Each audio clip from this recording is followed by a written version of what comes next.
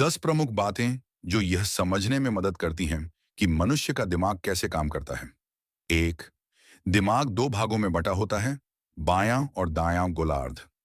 बायां भाग तर्क, भाषा और विश्लेषण से जुड़ा होता है, जबकि दायां भाग रचनात्मकता, भावनाएं और कल्पनाशीलता से जुड़ा होता है।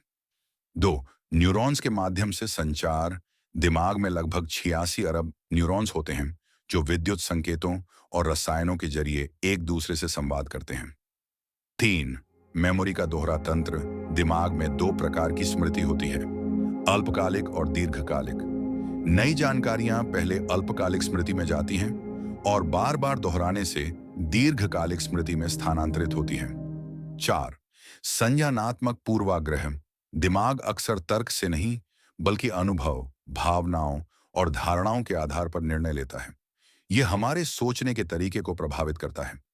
पांच, पुनर्निर्माण की क्षमता। दिमाग की यह क्षमता होती है कि वह सीखने या चोट लगने के बाद खुद को फिर से संगठित कर सकता है।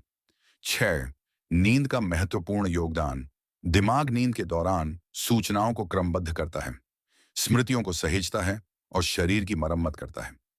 सात, ध्यान और एकाग्रता सीमित होती है। मानव मस्तिष्क एक समय में केवल कुछ ही सूचनाओं पर ध्यान केंद्रित कर सकता है। यही कारण है कि मल्टीटास्किंग अक्सर अप्रभावी होती है। आठ, भावनाएं सोच को प्रभावित करती हैं। निर्णय प्रक्रिया में भावनाएं अहम भूमिका निभाती हैं। अमिगडला नामक हिस्सा भावनात्मक प्रतिक्रियाओं को नियंत्रित करता है। नौ, दिमाग ऊर्जा का बड़ा उपभोक्ता है। शरीर के वजन का केवल 2% होते हुए भी दिमाग लगभग 20% ऊर्जा का उपयोग करता है। 10, पूर्वानुभव दिमाग को ढालता है। हमारा मस्तिष्क पहले के अनुभवों के आधार पर दुनिया को समझता है।